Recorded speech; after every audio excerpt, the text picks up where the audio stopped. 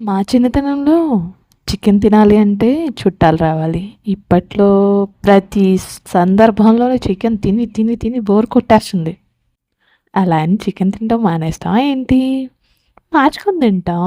అలా మార్చుకునే ప్రాసెస్‌లోనే నాకు ఈ మధ్య వైరల్ అవుతున్న ఒక డిష్ చూసా అనమాట. దాన్ని నేను ఈరోజు ట్రై చేశా. నాట్ బ్యాడ్, బానే వచ్చింది. కానీ చేయడానికి చాలా టైం పట్టింది. కానీ సింపులే ప్రాసెస్. నేనెలా చేశానో మీకు వీడియోలో చూపిచ్చేస్తాను.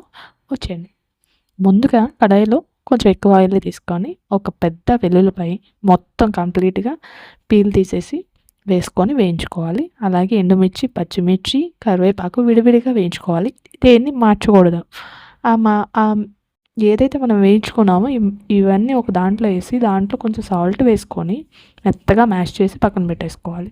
తర్వాత అదే ప్యాన్‌లో చికెను వేసి, దాంట్లో కొంచెం వాటర్ వస్తుంది కదా! దాంట్లోని కొంచెం అల్లం వెల్లుల్లి పేస్ట్, ఉప్పు, కారం వేయించుకొని, కొంచెం వాటర్ పోసుకొని, ఆ వాటర్ అంతా ఎగిరే వరకు పెట్టుకొని అక్కడ పక్ దాన్ని మ్యాష్ చేసుకొని, ఫస్ట్ ఏదైతే మ్యాష్ చేసామో దాంట్లో ఏసేసుకొని కలిపేసుకోవాలి. అందులోనే ఉల్లిపాయ, కొత్తిమీర, రుచికి సరిపడా నిమ్మకాయ కూడా వేసుకొని కలుపుకొని పెట్టుకోవాలనమాట.